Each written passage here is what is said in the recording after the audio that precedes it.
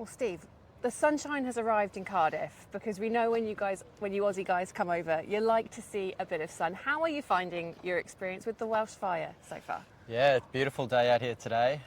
It's been good so far. It's good to get into this first week, get to know the guys, and yeah, unfortunately we haven't started the tournament as well as we would have liked, but you know, we've got a good crew here. We're looking to turn things around, and hopefully we can do that.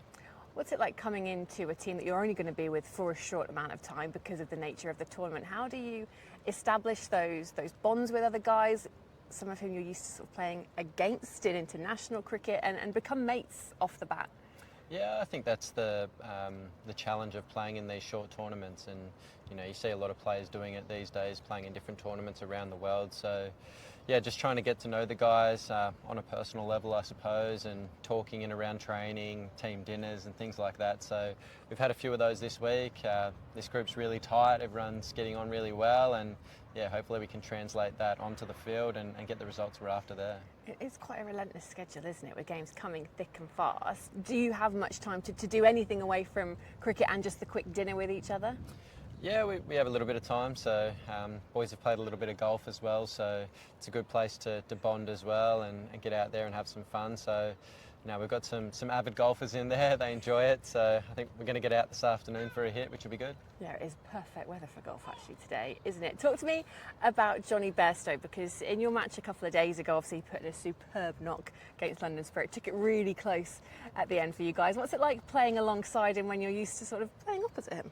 Yeah, he's been good. Yeah, he's obviously a world-class player. We saw the other night his ability.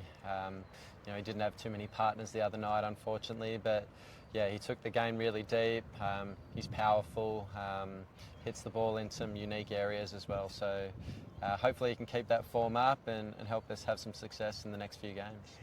What's it like for you having a home ground on British soil and being welcomed by the fans when in the past perhaps you've maybe had a slightly more hostile reception on these shores? Yeah, on occasions it can be a little bit hostile out there, but no, it's been great here in Wales. Yeah, we've only played one home game so far, but the fans have got right behind us. We didn't repay them the other night, but yeah, hopefully they can keep coming out in big numbers and we can keep putting on a show for them. When it comes to this 100 format, obviously it's a really unique competition. What's it like adjusting to that as a player and getting your head around the sort of nuances and the tactics? Because there are actually quite a lot of tactics that differ, aren't there, when it comes to the 100, when you look at sort of how you approach the match in each innings and each spell? Yeah, there's a few different, I guess, intricacies of the game that you've got to get used to. So obviously the 5 balls, you know, in T20 cricket sometimes that 6th ball you can get a bit of a read on the bowler, and then that 6th ball you can sort of look to get after him. So you know, you get through a couple of balls and you're like, I'm ready to line this guy up, and he's done. So you know, I'm starting to learn. I've only played 2 games of it so far, so yeah, just getting up with the speed of the game, I suppose. It's been a bit of a challenge, but yeah, hopefully we're there now, and yeah, ready to hopefully have an impact. Is it fun? Is it a fun one to play? It is, yeah. It goes really quickly. So yeah, I mean, you're out there 1 minute and you're off the next. So you know, I think it's great for the fans. Nice and short game. People coming out and watching us, and the ball's flying everywhere most of the time. So yeah, it's good fun. Yeah, it certainly is entertaining. For yourself, you've spoken about your desire to sort of be back in that T20 setup for Australia with the Olympics in mind, which is a really exciting proposition. Do you find that this is a place you can express yourself as well when you're playing in this new format of the game? And I know it's only a couple of games in, but is it quite freeing in a way? Yeah, big time. Particularly batting up the top of the order. You know, you've only got 25 balls with 2 out, so you've got to try and make the most of that. And you know, I've been opening in T20 for the last couple of years in some franchise stuff, and I've really enjoyed that. So yeah, I haven't started as well as I would have liked here. Got going a little bit in the first game, but then threw it away. But yeah, I mean, it's a goal of mine to try and make that Olympic team in 28. I think you know, the team's doing pretty well at the moment, the Australian T20 team, so it's going to be tricky to get in there, but you know, just got to keep putting my best foot forward, and we'll never know. It's always fascinating speaking to sports people who are in sports that historically haven't had a huge Olympic presence. You think golf is sort of similar, that golf in the Olympics is relatively new. For yourself, having achieved so much in the sport across all formats, what is it about the Olympics that really just makes you go, I want to be there, that's a big aim? Yeah, I mean, I've watched a lot of Olympics since I was a young kid and really enjoyed watching the Australian athletes go about it. So, you know, when I heard that cricket was going to be a part of it, I was like, that would be really cool to be involved. So, you know, I've obviously played in, you know, lots of World Cups and Ashes and Border Gavaskar trophies and things like that. But yeah, when this popped up, it was something new and another opportunity to, you know, represent your country on a world stage. So yeah, it was like, I'd love to be involved in that, but still a fair way away, so we'll see. Yeah, well, you mentioned the Ashes, and that is obviously looming, not too far away now. What's the mood like in Australia and amongst the Australian setup when you look at how England are at the moment and what they've been doing this summer? Yeah, I watched a lot of the series against India, and I think it was one of the best test series I've seen for a long time. You know, the cricket that was played by both teams was outstanding. So, you know, I think England have a good side at the moment. They're obviously playing a really aggressive brand of cricket, and, you know, I think coming down to Australia for particularly their batters, it's going to be a big challenge. I think the wickets the last 3 or 4 years have been really tricky. We've obviously got a very experienced bowling lineup with guys that have played for a long period of time and been extremely successful. So, yeah, I'm looking forward to the summer. I think it's going to be a great series. I know that last Ashes was during COVID, and, you know, the Barmy Army and stuff couldn't come down, so the atmosphere is going to be entirely different. And, you know, we love playing in front of big crowds and hostile crowds on both sides, so it's going to be it's going to be good fun. Talk to me a little bit about Joe Root's performance, because you mentioned that the batting conditions obviously very different in Australia, but we saw him put up another Test 100 against India. As England fans would obviously love to see that replicated in Australian or on Australian soil. How impressive was he in that series this summer, and how much of a threat is he to Australia? I think not just in that series. I think the last probably 2 years he's just been incredible.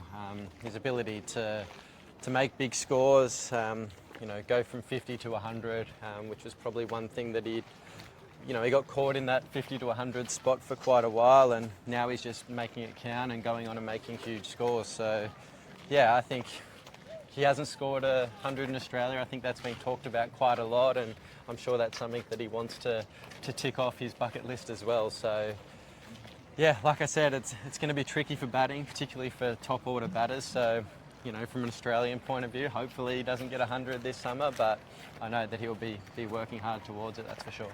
India managed to get him a little bit rattled. It was a very spicy, sort of niggly Test series, wasn't it?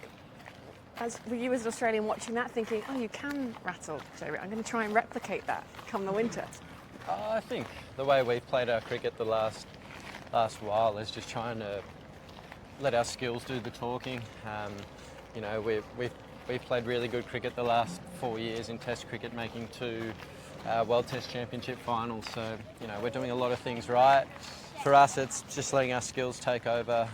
We know the Australian conditions well, obviously, and yeah, hopefully our skills are better than England's. The England bowling lineup is seeing a lot of guys coming back. It's looking pretty stacked, actually, when you look at who potentially could be in that squad. Is there anyone you really don't want to see in Australia? Anyone that maybe scares you just a little bit? No, I mean, I think you want the best players playing all the time. You know, as a player, you like coming up against the best and competing against the best. So, yeah, no fears here, just looking forward to what's going to be a cool series, particularly with 2 really good fast bowling attacks going at it, plenty of good batters on both sides. Yeah, it's going to be a wonderful series. Yeah, we are very much looking forward to it. Turning our attention then back to Welsh Fire. Mike Hussey in charge. What's it like working with him, and what's the feeling from him amongst what this team can do in the latter stages of the tournament? Yeah, he's great. He's super relaxed. You know, we had a little conversation yesterday at training around, you know, a few areas we think we can work on, and yeah, some good honest conversations. Obviously it hasn't been the best start, losing the first 2 games, but, you know, things haven't quite clicked for us. If things start clicking, particularly in our batting, and we can post you know, a few more runs, then, you know, we'll hold ourselves in good stead. So yeah, Huss is extremely relaxed, very chilled about what he does, and lets the guys go about their business, and yeah, hopefully we can repay that with a couple of wins in the next few games. For yourself coming into this setup, obviously someone with huge amounts of experience, coming into an already established, for the most part, team, what's your role? Do you take on a leadership role? Do you step back and let the other guys do it? What's the balance like there? Yeah, it is a balance, you know. I'm obviously coming in as a new player, but yeah, obviously played a lot of cricket for a long time. So yeah, if guys want to talk around certain things and particularly the game, you know, my door's always open. So you know, I don't want to encroach on people's space too much. You know, the 100 or T20 cricket is very you know, personal, the way you sort of go about it. Everyone does it differently and has different options of where they want to score and things like that. So, you know, there's some quality batters in this lineup and guys that have played a lot of cricket themselves. So, yeah, it's a good crew. It's been good fun getting to know them the last week or so, and now hopefully we can put some runs on the board. Do you have any personal targets amongst that bigger, you know, obviously getting the win for the team is the most important thing. Is there anything specific that you're looking to do during your time with this team? Just have an impact. You know, I think in the short form of the game, you talk about having impact on games, and for me, up the top of the order, it's about trying to get the team off to a good start and then hopefully going on with it from there. But yeah, got off to a good start in the first game, threw it away with a bit of a silly shot. So, you know, take some learnings from that, keep moving forward, and you know, it's a game. I know you can't sort of think too much about stuff. You know, it's a bit of a failure sport in terms of you're going to fail more than you succeed in this format. So don't overthink things too much. Go out and play with a free spirit, and yeah, hopefully post some scores for the team. Steve, thanks so much. Pleasure.